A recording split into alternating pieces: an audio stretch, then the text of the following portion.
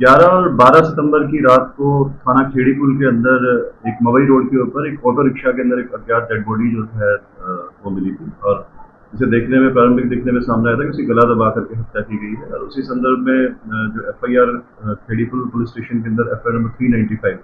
103 103 section BNS के तहत हत्या के मामले में दर्ज की गई और जिसकी इन्वेस्टिगेशन जो है वो पीएसआई दीपक के द्वारा अमल में लाई जा रही थी और उसी संदर्भ में पीएसआई दीपक के द्वारा आरोपी पंकज चौबे को है जो है वो गिरफ्तार किया गया है। पंकज चौबे जो मृतक दिनेश था उसका दोस्त था, पहले उनका पड़ोसी था, अब थोड़ा सा दूर उसी मोहल्ले के अंदर भारत कॉलोनी में दूसरी तरफ रहता था और जो प्रारंभिक पूछताछ में सामने आया है उसमें जो आरोपी पंकज है उसका मृतक दिनेश की जो पत्नी है उसके साथ इलिसिट रिलेशंस थे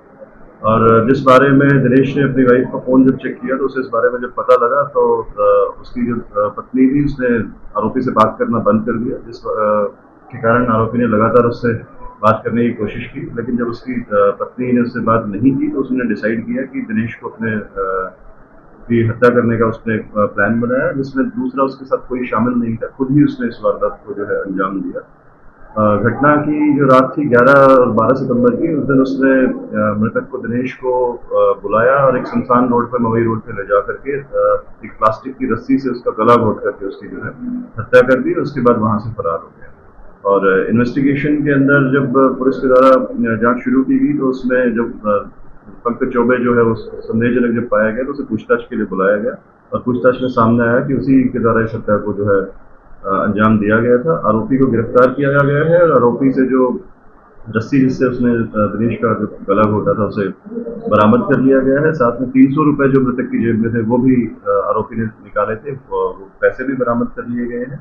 और जो मृतक का मोबाइल फोन था वो भी आरोपी से जो है वो बरामद किया गया है। जो आरोपी है वो पुलिस रिमांड पे है और उससे सख्ती से पूछताछ की जाएगी। सर जो उसके मृतक की पत्नी थी क्या इसे फोन बात होती थी आरोपी के या कोई अवैध संबंध थे?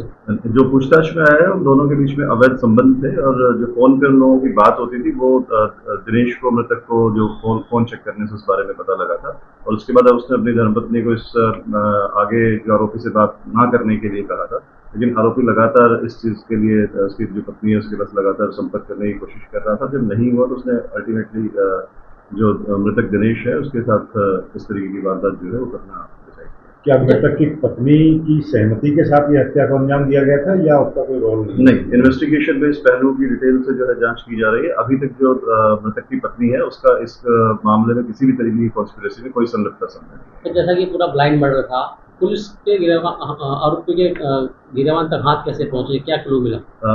बिल्कुल ये एक ब्लाइंड मर्डर था और जो पीएसआई दीपक जो थे उसको इन्वेस्टिगेट कर रहे थे और जब विभिन्न पहलुओं को जांच किया जाने लगा जो हमने टेक्निकल सर्वेलेंस का सीडीआर्स की भी मदद ली गई, सीसीटीवीज को भी चेक किया गया तो उसमें जो एक्यूज पंकज है वो सस्पिशियस जब मिला तो उसे पूछताछ के लिए बुलाया गया। थाने में जब पूछताछ उससे सख्ती से की गई तो उसी में ये चीज उसने कबूली की, हत्या उसी के द्वारा जो है अंजाम उसको दिया गया था। जो हत्या में जो उसने प्रयोग की थी जो रस्सी और जो पैसे और मोबाइल फोन जो थे वो सभी बरामद किए। मृतक कहाँ का रहने वाला है सर और जो आरोपी है वो कहाँ का रहने वाला है? मृतक जो है वो भारत कॉलोनी का रहने वाला है, जो आरोपी है पीछे से अयोध्या यूपी का रहने वाला है। फिलहाल हनुमान नगर खेड़ी पुल में वो रहता है। कुछ महीने पहले वो आरोपी और जो मृतक है वो दोनों एक ही गली में रहते थे लेकिन अब आरोपी कुछ महीने से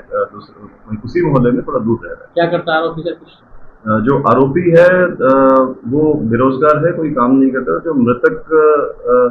है वो एक इसमें नहीं, माफी चाहूंगा, जो आरोपी है वो एक स्टोर में मैनेजर का काम करता है। एक रेस्टोरेंट है इसमें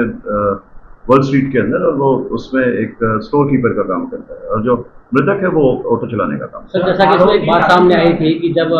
इसकी मौत की खबर उसकी पत्नी ने सुनी तो उसने सुसाइड करने की कोशिश की थी, उसकी हालत गंभीर थी, इसकी क्या स्थिति है? जी, उसके बारे में कोई उनके द्वारा कोई ऐसी चीज जो है वो रिपोर्ट नहीं की गई थी। कुछ रिपोर्ट किया जाएगा तो उसका एज पर एक्शन होगा। देश दुनिया की हर खबर सबसे पहले देखने के लिए फॉलो करें Dainik Savera TV, YouTube, Facebook, Instagram, X और व्हाट्सएप चैनल पर।